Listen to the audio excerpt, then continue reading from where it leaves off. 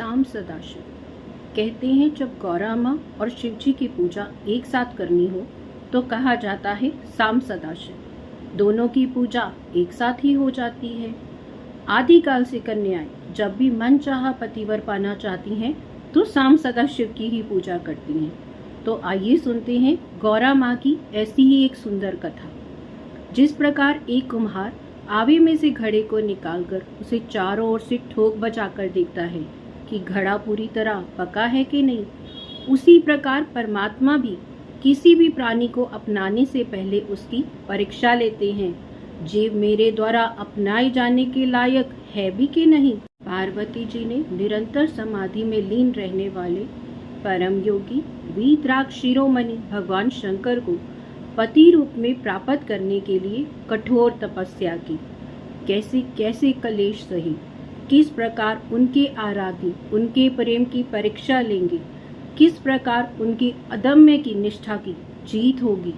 आइए जानते हैं ये कथा।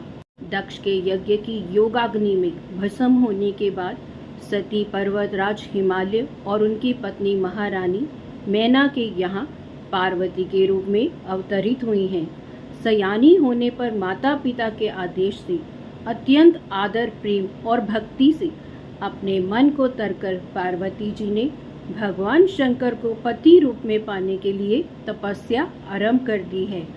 उन्होंने भोगों को रोग के समान और लोगों को सर्पों के समान झुंड समझकर त्याग दिया है और तप को अपने मन में बसा लिया है, जो मुनियों के लिए भी अगम्य है। उनके लिए दिन रात बराबर हैं, ना नींद है, ना भूख है और ना ही प्यास है। नेत्रों में आंसू भरे रहते हैं, मुख से शिव का उच्चारण होता रहता है, शरीर पुलकित रहता है और हृदय में तो शिव बसे ही हुए हैं। कभी कंद मूल फल का भोजन करती और कभी जल और वायु पर ही निर्वाह करती। कभी बेल के सूखे पत्ते खाकर वो दिन रात बिता रही हैं। शास्त्रों में वृक्ष से गिरे हुए सूखे पत्तों को खाकर जो जीवन का निर्वाह करता है, देवाराधना तप करना उसे पराकाष्ठा में रखता है। किंतु पार्वती जी ने तो अब वह भी खाना छोड़ दिया है, इसीलिए उनका नाम अपर्णा पड़ा। माता ने स्नेहवश ऊ माँ कहा, अर्थात ऐसा तप ना करो, लेकिन तब से उनका नाम उमा प्रसिद्ध हुआ। देवताओं ने अनुकूल अवसर देकर कामदेव को बुलाया। कामदेव जगत को जीत लेने के अभिमान से अपना साजो सामान सजाकर भगवान शिव की तरफ चल पड़ा। कामदेव ने रसाल वृक्ष के पल्लवों में छिपकर शिव के वक्ष स्थल पर बाण का संधान किया। हृदय में विषम बाण चुभने से शिव समाधि से जाग गए हैं। उन्होंने समाधि तोड़ने वाले कामदेव को उसी क्षण भस्म कर दिया। शंकर जी की समाधि टूटने की बात सुनकर ब्रह्मा जी सहित सभी देवता शिव जी के पास आए और शीघ्र ही उनसे विवाह की प्रार्थना करने लगे। इधर सप्तऋषियों ने पार्वती जी से जाकर कहा, तुम्हारी तपस्या व्यर्थ चली गई है। भगवान शिव ने कामदेव को भस्म कर दिया है। अब निष्काम पति से विवाह करके क्या करोगी? पार्वती जी ने अत्यंत सटीक उत्तर में कहा, मेरा तो शिव से स्वाभाविक प्रेम है, मेरा हठ है, मैं अजन्मी कंवारी रहूंगी, पर एकमात्र शिव को ही वरण करूंगी, चाहे इसमें अनंत जन्म ही क्यों न लग जाएं। वृद्ध ब्रह्मचारी के वेश में शिव जी के द्वारा पार्वती जी के प्रेम की परीक्षा ली गई।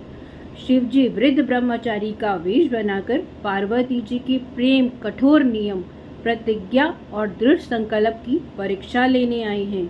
जहाँ पार्वती जी अपनी सखियों की देखरेख में तप में लीन हैं, उस समय पार्वती जी की दशा देखकर शिव जी दुखी हो गए। मन ही मन कहने लगे, मेरा स्वभाव बड़ा कठोर है, यही कारण है कि मेरी प्रसन्नता के लिए साधकों को इतना तप करना पड़ता है। एक अत्यंत तेजो में ब्रह्मचारी को देखकर सखियों ने उनसे वहां आने का कारण पूछा। ब्रह्मचारी ने कहा, वह पार्वती जी से भेंट करके धर्म वार्ता करना चाहती हैं। सखियों ने कहा, नहीं नहीं, पार्वती की साधना में विघ्न डालना घोर पाप है। जब वह थोड़ी देर में साधना से उठेंगी तो हम तुम्हारी भेंट करा देंगे, तब तक तुम प्रतीक्षा करो। ब्रह्मचारी ने कहा, ठीक है, जब तक मैं तपोवन घूम कर आता हूँ। ब्रह्मचारी जहाँ पार्वती जी ध्यान मगन थी, उसी स्थान पर जाकर सामने एक सरोवर में जानबूझकर ब्रह्मचारी बालक का रूप धारण करके गिर पड़े और जोर जोर से चिल्लाने लगे, दौड़ो दौड़ो, मुझे बचाओ। इस कातर ध्वनि को सुनकर पार्वती जी का ध्यान टूट गया। वह और उनकी सखियां सब सरोवर के पास आ गई। पार्वती जी ने अपना बायां हाथ ब्रह्मचारी को सरोवर के बाहर निकालने के लिए बढ़ाया, परंतु ब्रह्मचारी ने कहा, बायां हाथ अपवित्र होता है। दोष मुक्त की भावना से मुझे बचाना चाहती हो, मैं स्वीकार नहीं करूंगा। पार्वती जी ने ब्रह्मचारी को बचाना तो चाहती हैं, परंतु वह धर्म संकट में पड़ गई हैं। उन्होंने ब्रह्मचारी से निवेदन किया, विप्रवर, मेरा दाहिना हाथ मेरा अपना नहीं है, ये तो मैं देवादेव महादेव को अर्पित करने का संकल्प कर चुकी हूँ। उन्हीं की प्राप्ति के लिए तो मैं ये तप कर रही हूँ। अतः जो बात मैं आपसे कह रही हूँ वो पूर्णतः सत्य है। ब्रह्मचारी ने कहा, देवी, यदि आपका शिवजी के प्रति इतना प्रेम है तो मुझे मेरे प्रारब्ध पर छोड़ दो, और यदि एक ब्राह्मण के प्राण बचाने को महत्व देती हो तो मुझे अपने दाहिने हाथ से पकड़कर बाहर खींचो और मेरी रक्षा करो। पार्वती जी कुछ देर तक सोचती रहीं। फिर ब्राह्मण के प्राणों की रक्षा के लिए मनुष्य को सर्वोपरि कर्तव्य मानकर उन्होंने अपना दाहिना हाथ ब्रह्मचारी के हाथों में दे दिया और उसे सरोवर से बाहर निकाल लिया। ब्रह्मचारी के प्राण की रक्षा हो गई, परंतु पर पुरुष को अपना दाहिना हाथ देकर पार्वती जी आत्मग्लानि से भर गई। पर पुरुष के स्पर्श से मेरा शरीर दूषित हो गया है, इसके लिए मुझे प्रायश्चित करना होगा, मुझे योग अग्नि में भस्म होना होगा। ब्रह्मचारी ने उनसे प्राण त्यागने का कारण पूछा तो पार्वती जी ने उसे शिव के प्रति अपनी निष्ठा बताई। इस पर ब्रह्मचारी ने शिवजी की कटु आलोचना आरंभ कर दी। जो शंकर शशिकला की चिंता में रहते हैं वह क्या तुम्हारा ध्यान रखेंगे? जिस समय वे भूत पिशाच और प्रेतों की बारात सजा कर आएंगे तब तुम्हें पछताना पड़ेगा। ग्रंथि बंधन के समय अत्यंत सुंदर रेशमी वस्त्र को गज चरम के साथ जोड़ते हुए सखियां मुंह फेर कर हंसेंगी और कहेंगी, अमृत के साथ विष घोलकर मिलाया जा रहा है। जरा सोचो तो सही, कहाँ तुम्हारा फूलों सा सुकुमार शरीर व त्रिभुवन को लुभाने वाला सौंदर्य, और कहाँ जटाधारी चिता भस्म लेपनहारी शमशान विहारी त्रिनेत्र भूतपति महादेव। कहाँ तुम्हारे घर के देवता लोग और कहाँ शिव के पार्षद भूत प्रेत। कहाँ तुम्हारे पिता के घर में बजने वाले सुंदर बाजों की ध्वनि, और कहाँ उन महादेव के डमरू, सिंगी और गाल बजाने की ध्वनि। ना महादेव के माँ बाप का पता है, ना जाति का पता है, ना उनकी विद्या का पता है और ना ही शोचाचार का पता है।